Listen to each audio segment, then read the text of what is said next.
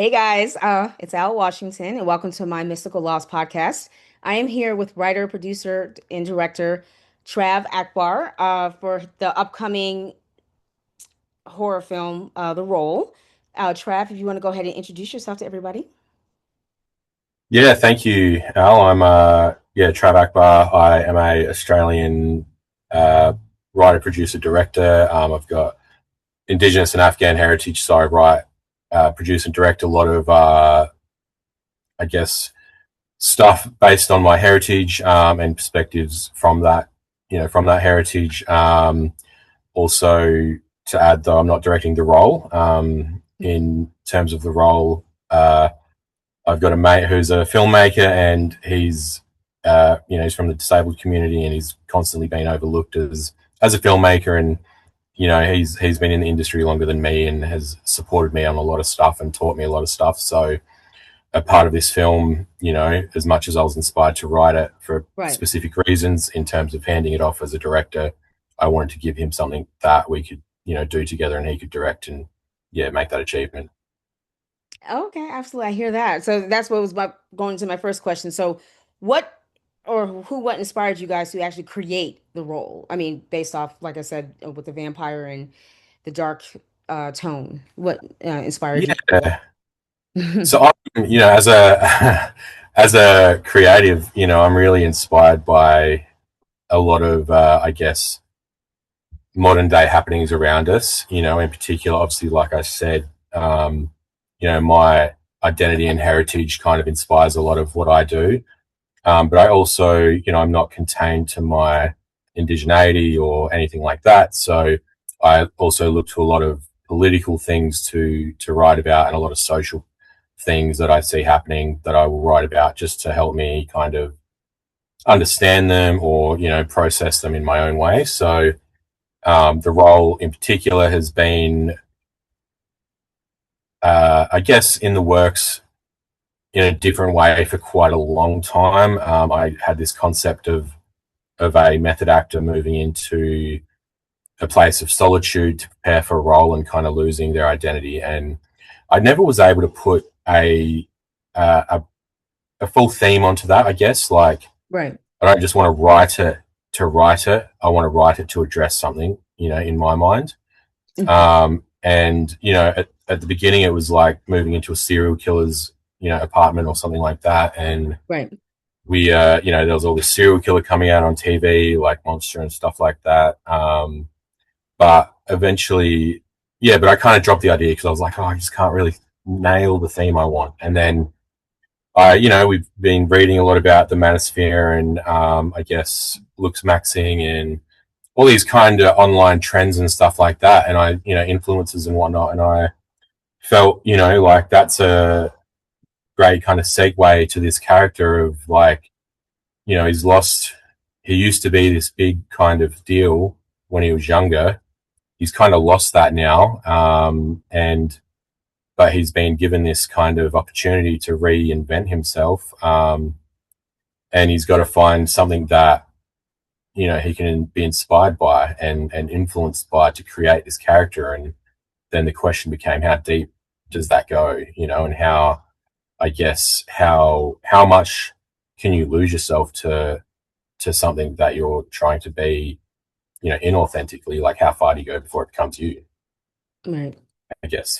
Yeah, Yeah. I get that. I definitely get that. That actually makes sense. So with that being said, how was the casting process? How was it casting your main lead, Steve?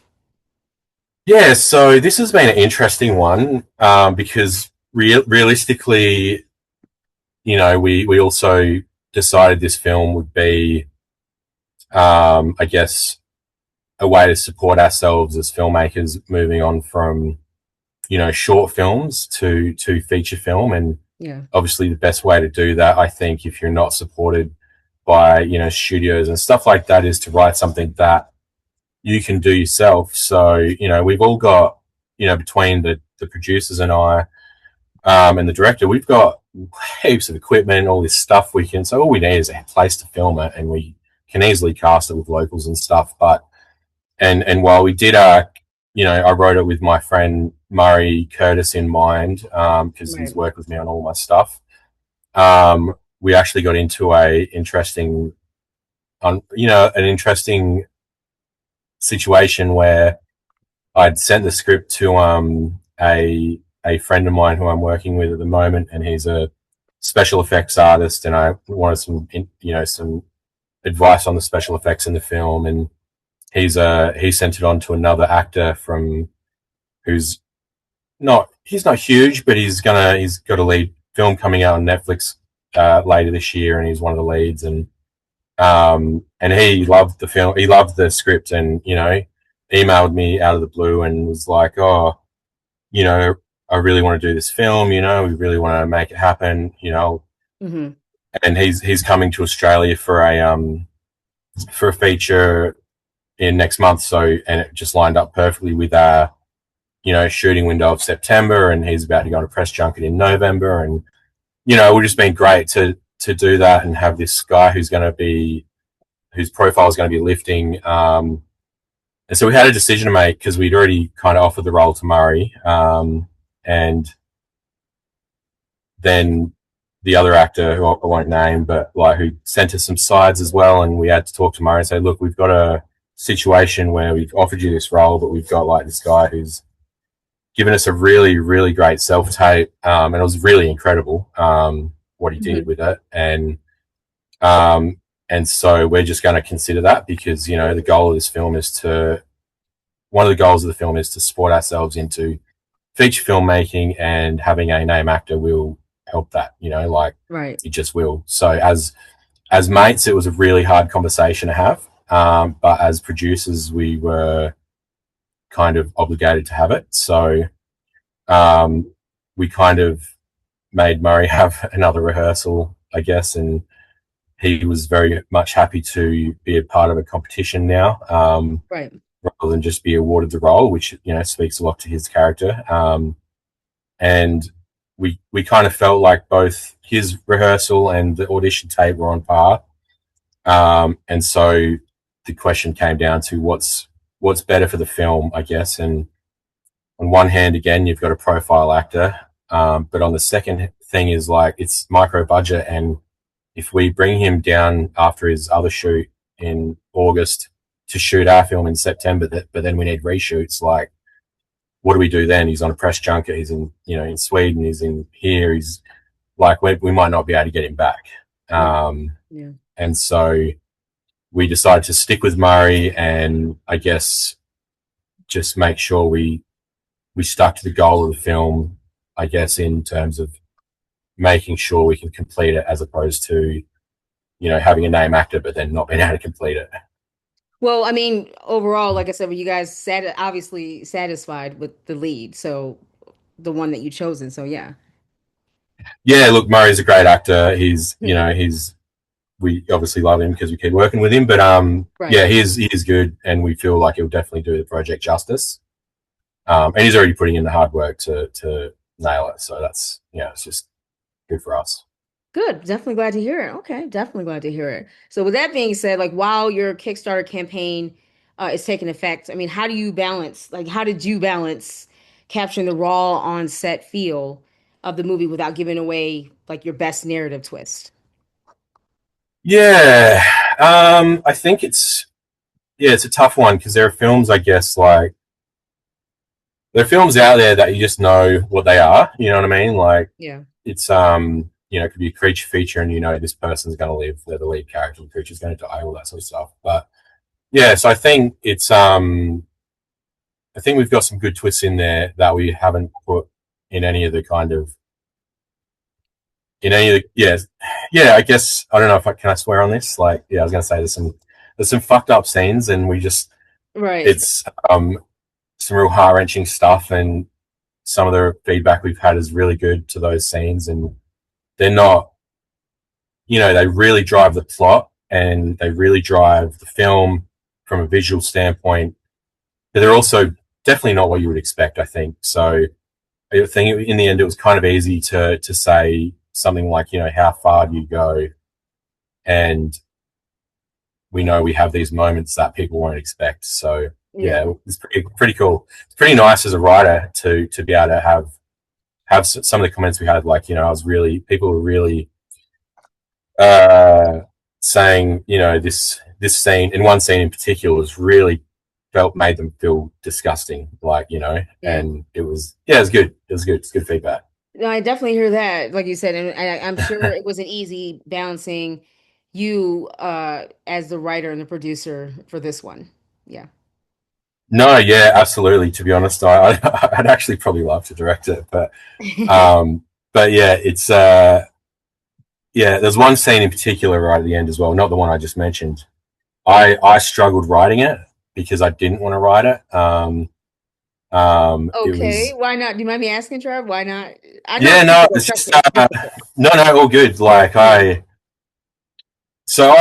again, like I write a lot about my heritage and my and identity and stuff like that, and trauma as well. And there's a character in there, and there was something I repeated. Yeah, I don't want to spoil it, but Yeah, don't, yeah, please don't. No, just yeah, basically, it was just really hard to make this character experience what they experienced in the film, and just because of who they are as a character, and I just felt actually bad for them, and I'm because I'm inventing this narrative and stuff, and but then when I thought of this scene, and I thought of this scene at the time when I was writing, like I was like, oh, this is what I've got to do, and I was like, I don't want to do it, but I was like, that means I have to do it. right. Like you've got to go there, and it just works. And then we had a table read the other week and or last week, and one of the notes from that took it a step further from that scene again, and it was like, oh, this is great. Like it just helps complete the story. Um, as opposed to just kind of leaving the audience with like, what happened to that character? We've now got a complete arc, I guess. Not that it wasn't complete, but it was also there was more that we could do. Okay, definitely. I definitely hear that. Okay. So, but what made you act overall, like I said, besides the role? I know especially with Kickstarter is a lot to definitely invest in. So, and again, congratulations. But overall, what made you want to become a writer, producer, and director, like all the whole enchilada?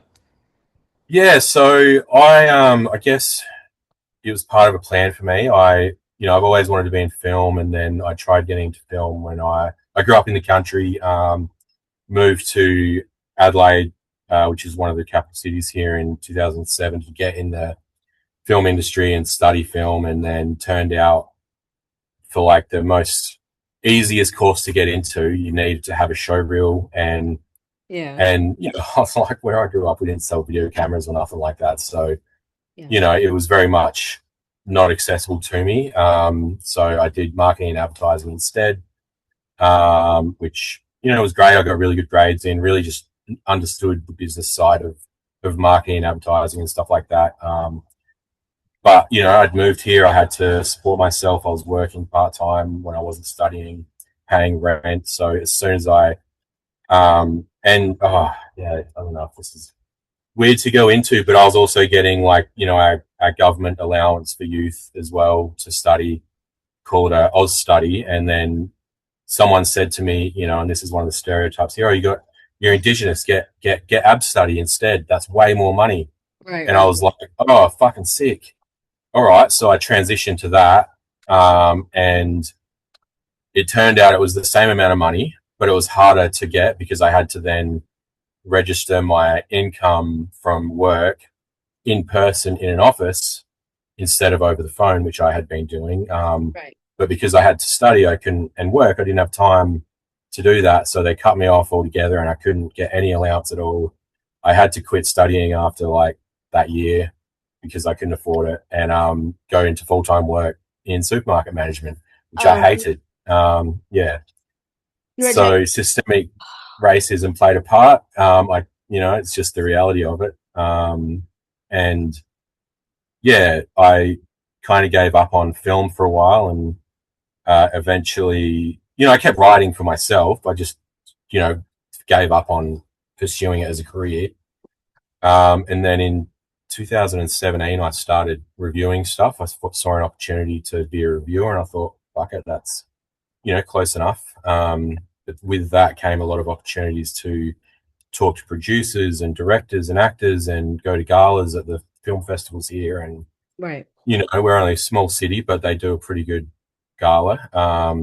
And yeah, through that, I found a way into the industry and thought I'll give it another shot. And from there, it just again, like the business management and the study did still help. You know, I found myself understanding how to kind of network really well, and you know, I've written stuff and sold it in the US. I've optioned a fair bit of stuff, and I work full time for myself at the moment as a writer producer, less director, but still doing that here and there. And yeah, it was kind of a bit of a, for lack of a better word, a journey, I guess.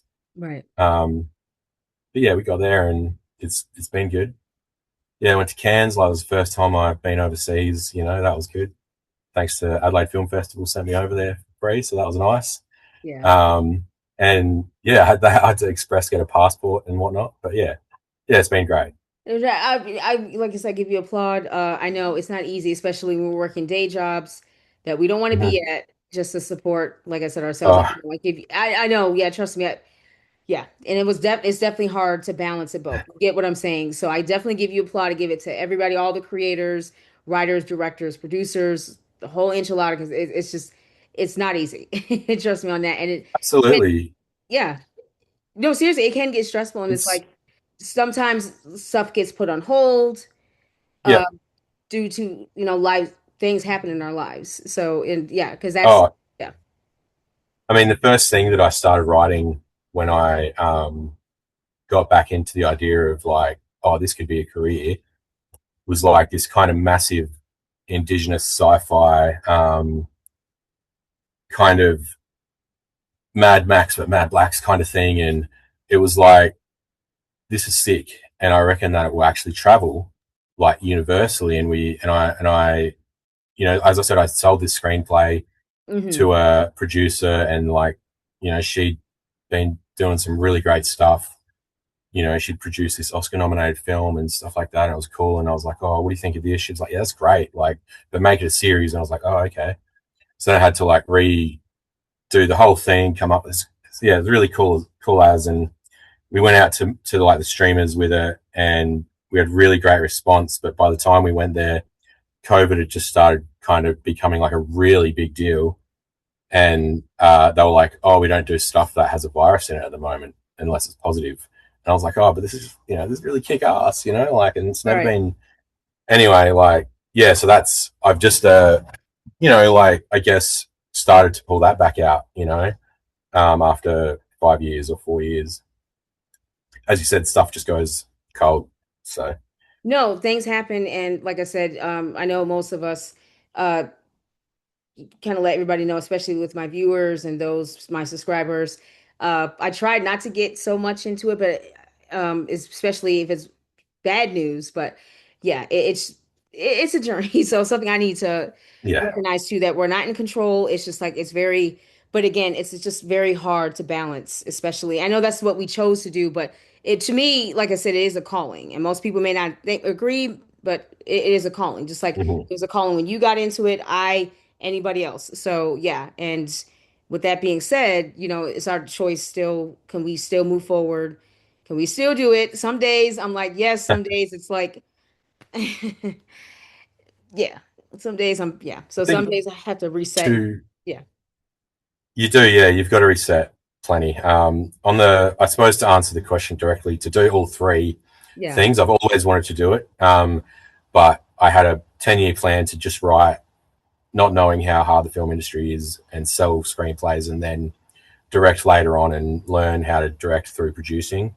Right. But I had to learn them all kind of as quickly as possible in the end, just to support myself, you know, and just take extra jobs and you know, to get a little bit of pay here and there. So yeah, but again, it all just kind of came naturally. So Yeah, and I don't know, Trav, when you said the jobs and stuff, don't you feel like sometimes when you're there, you're like, God, I don't want. I know it's just we're yeah, oh grateful, but yeah, it's just yeah, it's a journey. And it's like there's nothing we can, it's just very because even now filmmakers, even with Kickstarter and any other, I think is it Family Go Go? I can't remember. But anyway, um money and bills are just always seem to be going to be an they're issue. always there.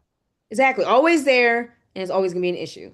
So yeah, just Yeah. especially when it comes to our creative, and if it's just yeah, There's just hard costs to filmmaking you can't avoid. And that's I right. I don't like thinking that I'm going to do something micro budget because, we're going to be getting volunteers and stuff like that. But, we're all, like you said, it is a calling. And I guess I had to come to grips as a producer and person that to get ahead and to lift your profile, you've got to eventually do something probably that is without pay or something like that. And not Yeah, to say I don't mind not being paid because I do it because I love it, but I don't like being a producer who has to go and wrangle a heap of crew that either get no pay or get under award rate or just like we don't do it because we want to take advantage of people. We do it because we're all working towards a goal. And a up and coming DOP needs that credit just as much as I need it as a writer. Like I know DOPs with six features, award-winning features under their belts, and they're struggling for work here because where I live, South Australia, we have a lot of inbound projects from other states, and they all want to bring their own DOPs, and those DOPs want to bring their first ACs, and it's who you know just as much as what you know, and it does make it a lot harder. it does. Yeah, and especially you said doing it like I said for free. Yeah, even as an intern, you gain the experience, but in order to get that experience, yeah, you would start with some projects that may not obviously pay you or just getting credit, but yeah, and then eventually when you're learning the business, and you guys have a good working relationship, and then, like I said, things could change. But you're right. You're absolutely right about that. Yeah, that's exactly how it is. So, but Trev, did you have any movies like when you guys were working on the role, like any vampire like movies, especially the latest one, Sinners?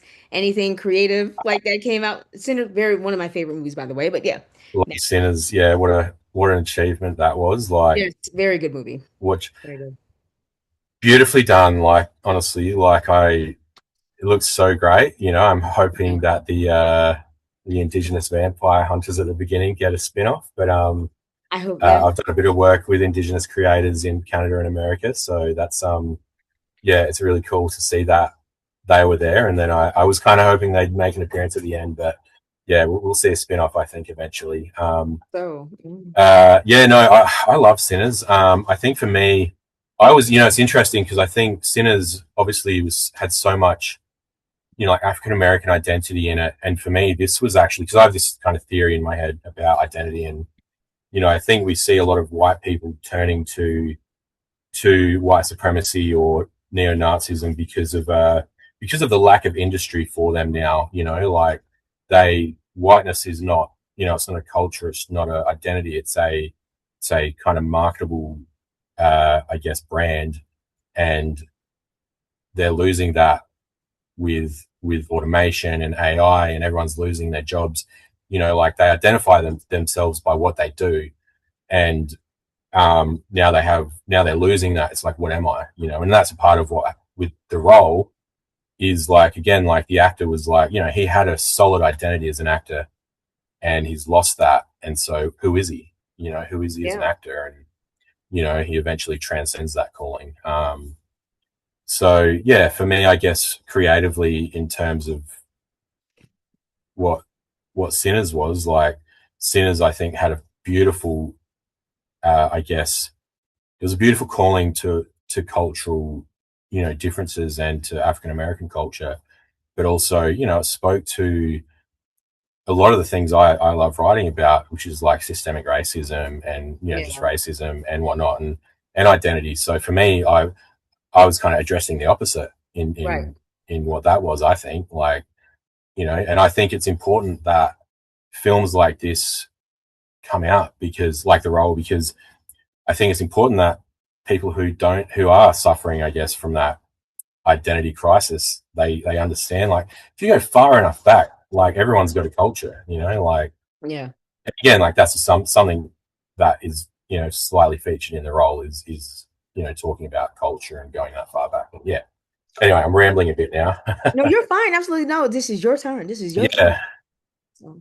yeah. No, I get lost a bit sometimes. I could talk about it for a long time, but should I? That's the question. Oh God, Trav, you're fine. No, and again, like I said, this is your time. You are on the podcast. But yes, Sinners, not No, I just because appreciate it. Oh, you're very welcome. No, not just because it was a black cast. Like I said, it was a natural script. It was just natural, Hmm. different story telling. It wasn't the same kind of most of the vampire stories, to me, in my opinion, kind of just watering down, kind of sound the same. This one definitely with the Sinners had a different, unique voice, especially with the script. The characters are fantastic. Yes. So overall, the tone, the atmosphere. So kudos to Ryan, the director, and Michael B. Jordan, obviously, and just all of them. Yeah. I thought it Yeah. was just fantastic. So yeah, Yeah. absolutely. Yeah, I loved it. I think Michael B. Jordan is a fantastic actor too. Like, absolutely Yeah, deserved all the plaudits. that's right. Um, I've actually written this film with an Indigenous lead. He's a boxer. It's kind of inspired by Creed and all that sort of stuff. And but it's set in Ireland. And we've never had a film where there's been an Aboriginal Australian lead in a international kind of film. And so I wrote this film with that goal and kind of got some cast together and a good director on board who's was at once an A-list Hollywood actor. So Right, right, right. we're trying to take that to market as well, and that will be a big deal if we can get it done. But yeah, much inspired by what Kugler and Michael did with Creed, to be honest. Yeah, Absolutely. Yeah, absolutely. Yeah, yeah. definitely, definitely kudos to both of them. Fantastic overall. Trav, do you want to let everybody know where they can find you on your social links? Um, yeah, I'm on Instagram. I'm not very good at it, but Oh, I'm it yeah, can be I a lot. post here and there. I'm on Facebook. Um, I yeah closed my ex account some months ago. Now I'm very much getting towards my burnout with socials at the moment. So No, I understand, Trav. It's a lot, and yeah, I appreciate it. Like I said, because I know but back yeah, in the day, the 20th century, it was hard to get your vision out there, yeah, your film, your song, yeah, everything. so much. I appreciate the technology. I know, but it's a lot, especially when you're posting. So I There's definitely so get what you're much. saying. If you got to take a break, or if you want to hire an intern, or simply hire somebody to do that, yeah, Yeah. it's a lot. Trust me, but yeah, definitely. But It is, yeah. But no, yeah. So Instagram at Trav Akbar, probably the best one just to follow if you want to follow. But okay. no, I appreciate you giving me some space. Yeah. Of course, Trav, absolutely. Yeah. And I definitely want to thank you again for taking the time to come in on my podcast, talking about the new role. So, guys, be on the lookout for it. I'll make sure when I get it out on my social links to check out his Kickstarter campaign for the role, for the new upcoming horror film called The Role. So, definitely when it comes out, and just stay on top and just check it out. So, Yeah. Thank you. oh, you're very welcome, Trav. Okay, you guys all have a good night and definitely enjoy your 4th of July weekend. Be safe, and I'll see you guys next time.